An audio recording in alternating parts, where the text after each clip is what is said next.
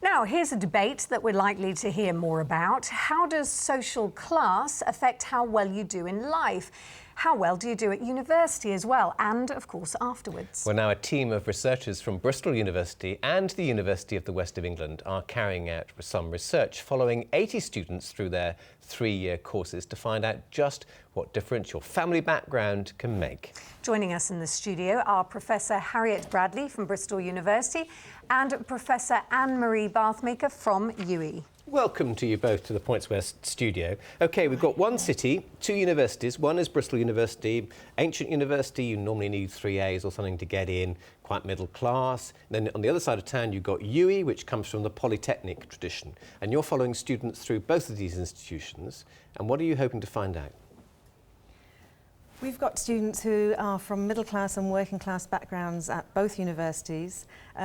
We want to look at the added value they get from studying at university, whether it's at UWE or at the University of Bristol, and to see how they make their way through university and what that's like for them. What are you expecting to find? We expect to find some differences in the 2 universities. We think that because there is quite a public school tradition of students at Bristol, some of the students from working class backgrounds may find it a little bit more difficult to fit in socially, at first at least.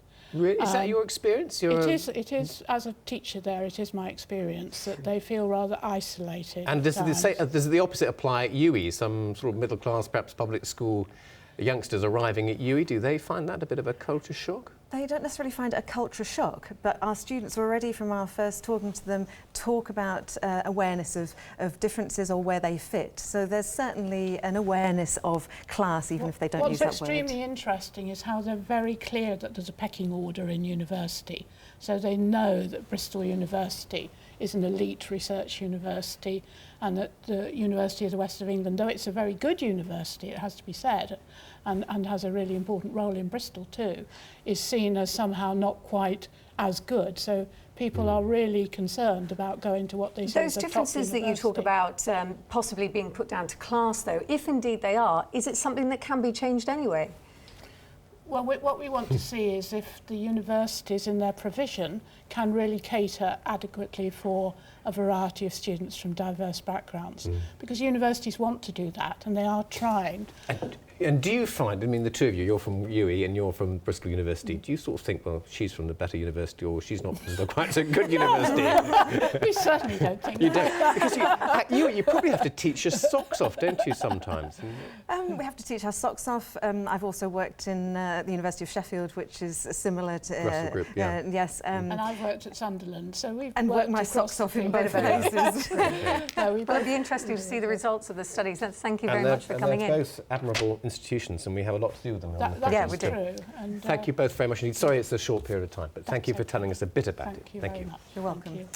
Well, now to sport, and there was a dramatic finish for Bath Paralympian Katrina Hart, who's added the World Championship title to her Commonwealth Games gold medal. She also set a European record in winning the 200 metres in New Zealand, and there was also a silver medal for Bath's Ben Rushgrove. Alistair Durden reports. Katrina Hart had travelled to New Zealand in excellent form, but she eclipsed that to produce a lifetime best performance in Christchurch. The 20-year-old, a sports performance student at the University